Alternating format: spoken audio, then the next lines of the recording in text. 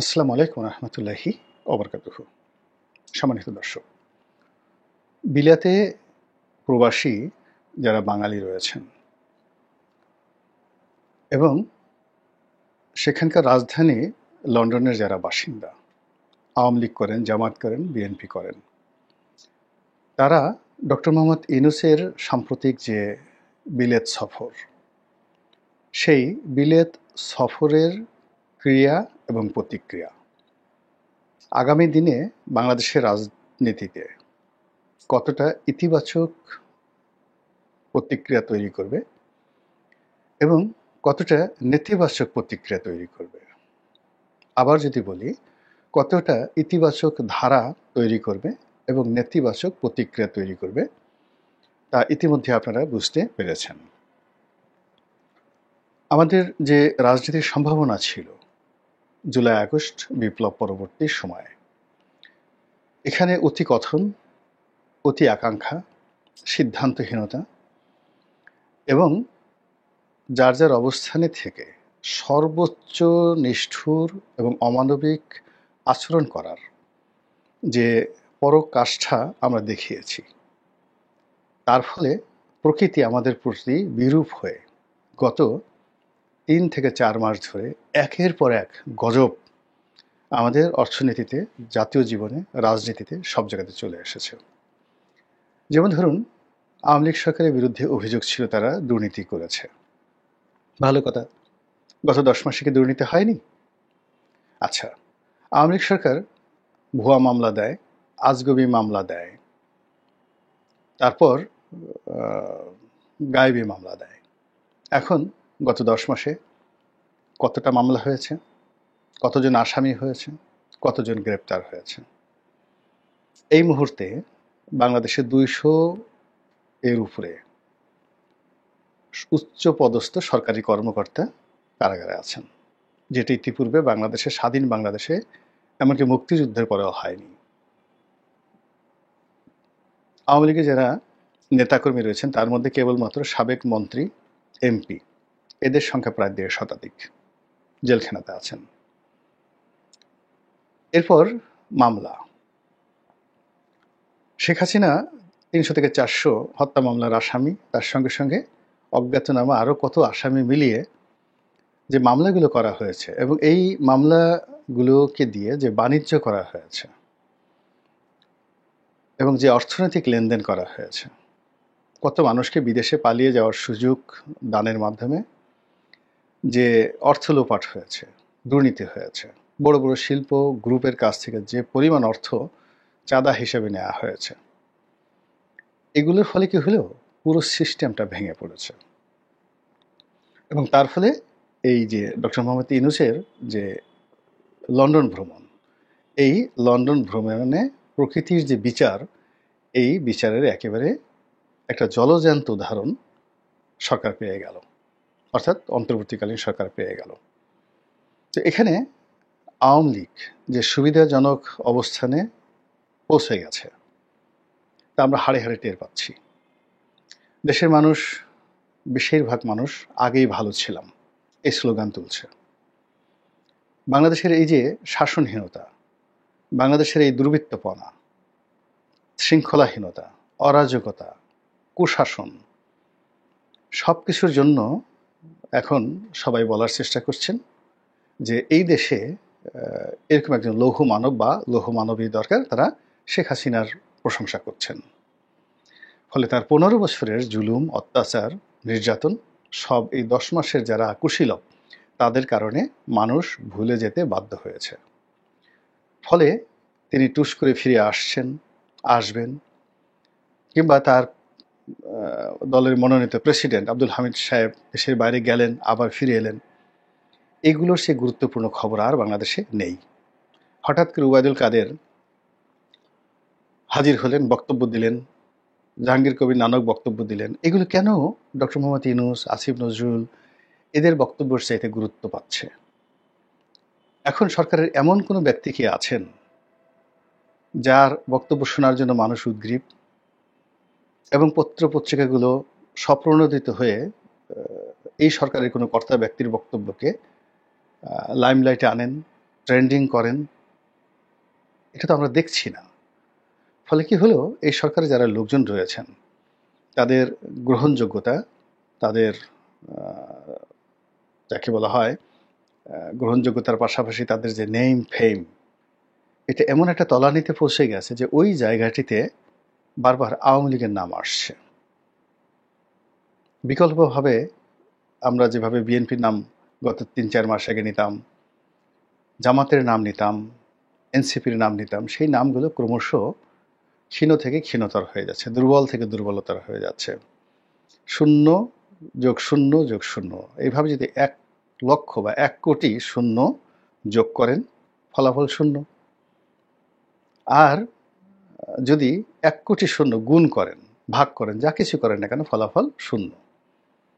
ফলে কি হলো, বর্তমান যে মহাশূন্যতা তৈরি হয়েছে, বিগ ব্যাং তৈরি হয়েছে, মহাশব্দ তৈরি হয়েছে, সেই শব্দের মধ্যে সরকারের সকল কর্মকাণ্ডই রীতিমতো শূন্য হয়ে যাচ্ছে, জিরো হয়ে যাচ্ছে।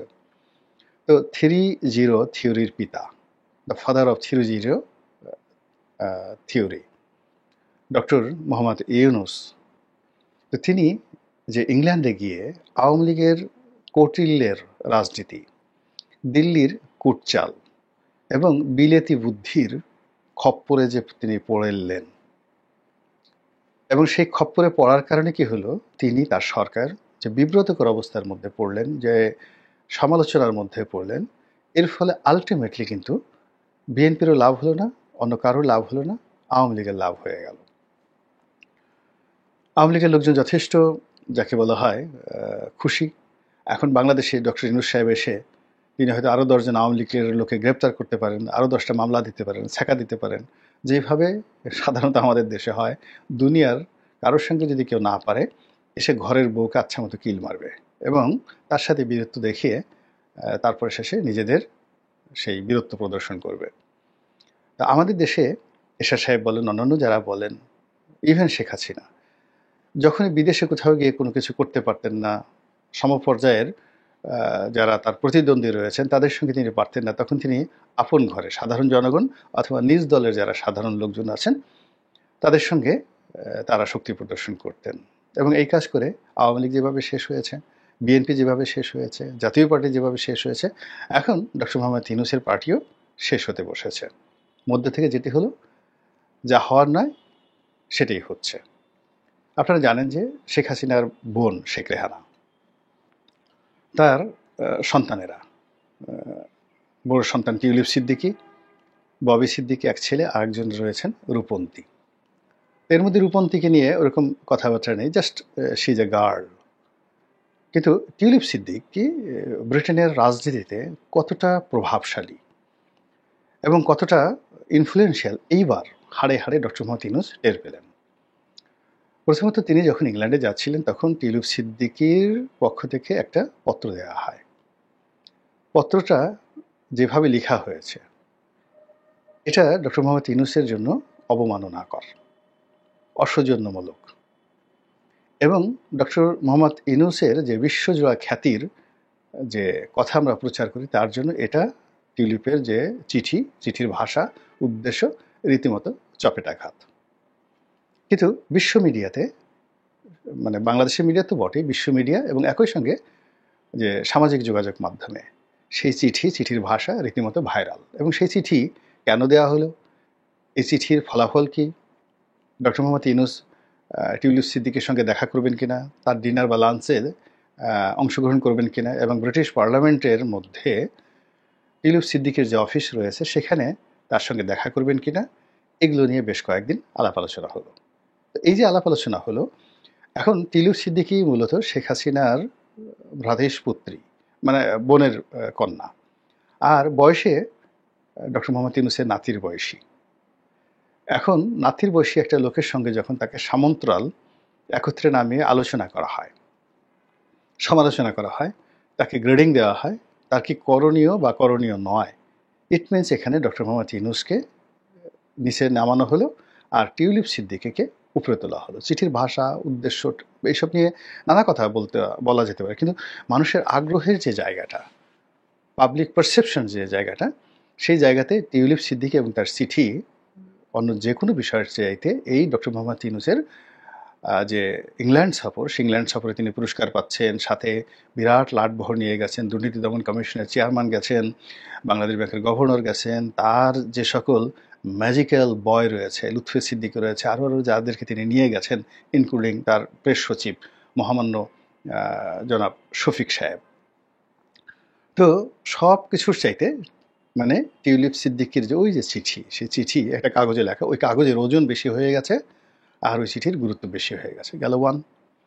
সেকেন্ড থিং হলো ডক্টর মোহাম্মদ ইউনূস সেখানে গিয়ে তারেক রহমান সাহেবের সঙ্গে দেখা করবেন। লন্ডনে যত গুরুত্বপূর্ণ তার যে কর্মকাণ্ড তিনি বলছেন, প্রচার করছেন তার যারা লোকজন, তার মধ্যে জনগণ মনে করছেন যে এইবার তিনি যদি কোনো গুরুত্বপূর্ণ কাজ করে থাকে সেটা তারেক রহমান সাহেবের সঙ্গে বৈঠক, এটি হবে তার জন্য সবচেয়ে গুরুত্বপূর্ণ বৈঠক। এবং এখানে এই বৈঠক নিয়ে আমি আলাদা ভিডিও করব, যা ঠাট্টা হচ্ছে, মস্করা হচ্ছে।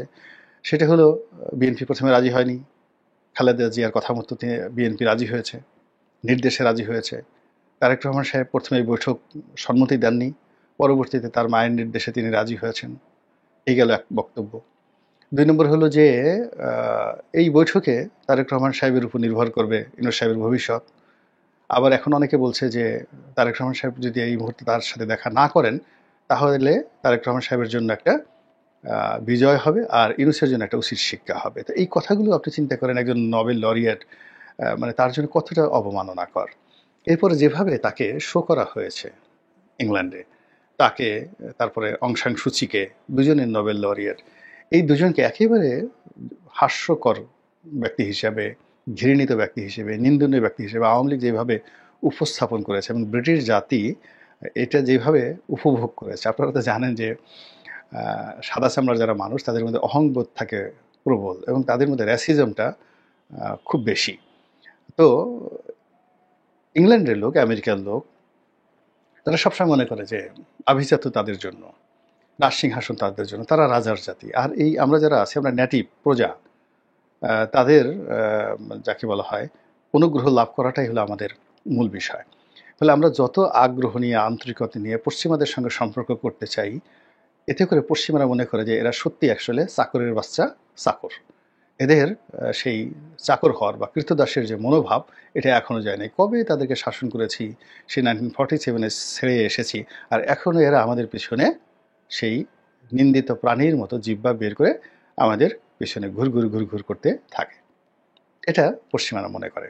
তো যাই হোক, তারপর আমরা সেই পশ্চিমাদের তাবেদারি হতে পছন্দ করি, পশ্চিমা পোশাক পরতে পছন্দ করি, পশ্চিমা খাবার পছন্দ করি, পশ্চিমা মিডিয়া পছন্দ করি, নানা রকম। তো সেই দিক থেকে ডক্টর মোহাম্মদ ইউনূসের এই যে ইংল্যান্ডের এই সফরটি, সেই সফরে তিনি পুরস্কার নিতে গেছেন, কিন্তু ইংল্যান্ডের লোকজন মনে করছেন যে আমরা একটা পুরস্কার দেব, ওর সম্মান নাই, মর্যাদা নাই, আমাদের এই পুরস্কার নিয়ে ও ভাব দেখাবে। দেখেন, সেকেন্ড থিং হলো যে ওর অভাব হয়েছে, ইমেজ সংকট হয়েছে, ইমেজ এই সংকট থেকে বাঁচার জন্য সে একটা পুরস্কার নিতে এসেছে। থার্ডলি হলো যে এই যে নোবেল টোবেল যে সমস্ত পুরস্কার পশ্চিমারা দেয়, এটা মূলত তাদের নেটিভ তৈরি করার জন্য। এরকম একজন নেটিভ সেখানে এসেছেন। তারপরে আবার অনেক সাধারণ আমজনতা, এটা হলো রাষ্ট্রীয় পর্যায়ে, আমজনতা মনে করে যে নোবেল পুরস্কারের মতো গুরুত্বপূর্ণ পুরস্কার এটা পশ্চিমাদেরই প্রাপ্য, এশিয়ার যাদেরকে দেয়া হয় এগুলো ঠিক হয় না, এই কি একটা লোক তাকে দিছে না দিছে। ফলে কি হলো, এই ডক্টর মোহাম্মদ ইউনূসকে নিয়ে, অং সান সুচিকে নিয়ে যখন আওয়ামী লীগ ঠাট্টা করেছে, তাদেরকে নেতিবাচক ভাবে উপস্থাপন করেছে, বিভিন্ন বিলবোর্ড তৈরি করেছে এবং চলন্ত সেই কভার ভ্যানে সেই বিলবোর্ড স্থাপন করে তারা পুরো লন্ডন শহর ঘুরেছে। ওটা দেখে ব্রিটিশ পুলিশ মহা খুশি যে না, এবার একটা কাজের কাজ হয়েছে, নোবেল পুরস্কার ফুটাও, বা মানে আমরা আঞ্চলিক ভাষায় যেটাকে বলি পুরস্কার মারাও। তো এই জিনিসটা তারা তো ওই বাংলায় এভাবে বলতে পারেন না, তারা জাস্ট চিয়ার্স করার জন্য আঙ্গুল উঁচু করে ছবি তুলে সেটা তারা তাদের যে খুশি এটা তারা দেখাচ্ছেন। তো এই জিনিসগুলো ইতিহাস হয়ে থাকবে, এই জিনিসগুলো ইতিহাস হয়ে থাকবে। এবং এই যে কাজগুলো, এই কাজগুলো নিঃসন্দেহে আওয়ামী লীগের যারা ব্রেইন, মিডিয়া সেল, প্রচার সেল, তারা এই কাজগুলো করেছে। এগুলো তো বিএনপি করেনি, জামাত করেনি, এই কাজগুলো করেছে, বা ইংল্যান্ডের কোনো লোক করেনি, ইংল্যান্ডের সরকারও করেনি। দ্বিতীয়ত, এখানে ব্রিটিশ রাজনীতিতে শেখ পরিবারের যে একটা গুরুত্ব রয়েছে, টিউলিপ সিদ্দিকের যে একটা গুরুত্ব রয়েছে, এবার এই বৈঠকে সেটা ফুটে উঠল। প্রথমত তার একটা চিঠি দেওয়া, চিঠির ভাষা, এবং সেই ভাষাতে নিজেকে তিনি বলার চেষ্টা করেছেন যে তিনি ব্রিটিশ নাগরিক, সেখানে তিনি জন্মগ্রহণ করেছেন, বাংলাদেশকে ভালোবাসেন বটে, গুড ফিলিংস আছে, সফট আছে, লাইক আদার ব্রিটিশ, অন্য ব্রিটিশদের মতো। আর ডক্টর মোহাম্মদ ইউনূসকে প্রশংসা করেছেন, ঠাট্টা করেছেন, তারপরে শেষে তাকে নিয়ে স্যাটায়ার করেছেন, তার সরকারের যে কর্মকাণ্ড এটাকে, যাকে বলে, এটাকে তিনি আরও স্যাটায়ার করেছেন যে এই যে তদন্ত যা কিছু চলছে এগুলো কি বোগাস, এরকম কথাবার্তা বলছেন। তো সেই দিক থেকে মানে একজন ব্রিটিশ মন্ত্রীর, সাবেক মন্ত্রীর বা এমপির একটা চিঠির যে সমালোচনা করা যেতে পারে, রিগ্রেট জানানো যেতে পারে, বা এটা এইভাবে চিঠি লেখাটা ঠিক না, এই কথা বলার মতো সাহস, শক্তি, ডিপ্লোম্যাসি ডক্টর মোহাম্মদ ইউনূস সরকারের কারোরই নাই। ফলে তারা টিউলিপ সিদ্দিকের চিঠি পেয়ে ভ্যাবাচ্যাকা খেয়ে গেছে। কোনো উত্তর এখন পর্যন্ত আমি দেখিনি যে খুব রিগ্রেট জানিয়েছে। তিনি এইভাবে বলতে পারেন না, বা তিনি বলতে পারতেন যে একজন আসামি, যেখানে বাংলাদেশের খাতায়, ডক্টর ইউনূসের খাতায় তিনি তো আসামি, দুর্নীতি দমন কমিশনের আসামি, তার বিরুদ্ধে গ্রেপ্তারি পরোয়ানা আসলে অ্যারেস্ট হয়ে যাবেন, তো সেখানে তার সঙ্গে দেখা করবেন কি করে, এত সাহস, ডক্টর মোহাম্মদ ইউনূসকে চিঠি দিয়েছেন, এরকম তো ইচ্ছা করলে দুই চারটে কথা বলা যেত রাগারাগি করে। কিন্তু ইংল্যান্ডে যাবেন, তাদের ভয় হয়েছে যে একজন ব্রিটিশ এমপিকে যদি এভাবে কথা বলেন, যদি তাদেরকে ঢুকতে দেওয়া না হয়, নচেত এটার তো কোনো প্রতিবাদ না করার তো কোনো কারণ দেখিনি। ফলে কি হলো, এই একটা চিঠি দিয়ে টিউলিপ সিদ্দিকির যে উজ্জ্বলতা সেটা বেড়ে গেল। সেকেন্ড থিং হলো তার গুরুত্ব। তিনি যে ব্রিটিশ পলিটিক্সে তার লেবার পার্টি, তাকে সেখানে তিনি খুবই গুরুত্বপূর্ণ অবস্থানে আছেন, তার প্রমাণ হলো যে ডক্টর মোহাম্মদ ইউনূসের মতো লোক, আমরা যেটা বিশ্বাস করতাম যে তুড়ি মারলে তিনি ফ্রান্সের প্রেসিডেন্টকে বাংলাদেশে ডেকে আনতে পারেন, তিনি তুড়ি মারলে সংযুক্ত আরব আমিরাতের প্রেসিডেন্ট বা প্রধানমন্ত্রী তার কথায় সব কিছু করে দেয়, তিনি তুড়ি মারলে সেই আমেরিকা কাঁপতে থাকে, হোয়াইট হাউসে দরজা খুলে যায়। তো সেই মানুষ ইংল্যান্ডে গিয়ে ইংল্যান্ডের প্রধানমন্ত্রীর সঙ্গে দেখা করতে পারলেন না। কেন পারলেন না? সবাই ধরে নিচ্ছে টিউলিপ সিদ্দিকি প্রধানমন্ত্রীকে না করে দিয়েছে। সত্য মিথ্যা আমরা কিছু জানি না, কিন্তু পাবলিক পারসেপশন যে ডক্টর মোহাম্মদ ইউনূসের এত ক্ষমতা, যেখানে ব্রিটেনের রাজা তাকে ডেকে নিয়ে আলাদা পুরস্কার করেন, সেখানে সেই রাজার অধীনস্থ একজন প্রধানমন্ত্রী তার সঙ্গে দেখা করেন না। আপনি বুঝতে পারেন যেখানে কন্ট্রাস্টটা কি, সিরিয়াস কন্ট্রাস্ট। এবং এই কন্ট্রাস্টের মধ্যে যে কথাটি বলা হয় যে যেহেতু লেবার পার্টি সরকার, প্রধানমন্ত্রী সেই দলের, এবং সেই দলের একজন সাবেক মন্ত্রী এবং বর্তমান গুরুত্বপূর্ণ সংসদ সদস্য, তার বন্ধুত্বের কারণে, অর্থাৎ যিনি এখন প্রধানমন্ত্রী রয়েছেন মিস্টার স্টমার, তার সঙ্গে তার টিউলিপ সিদ্দিকের ব্যক্তিগত বন্ধুত্ব, যেটা প্রধানমন্ত্রী স্বীকার করেছেন যে তার সঙ্গে আমার খুব ভালো বন্ধুত্ব রয়েছে। তো এই বন্ধুত্বের কারণেই তিনি ডক্টর মোহাম্মদ ইউনূসের সঙ্গে সাক্ষাৎ মানে প্রত্যাখ্যান করেছেন।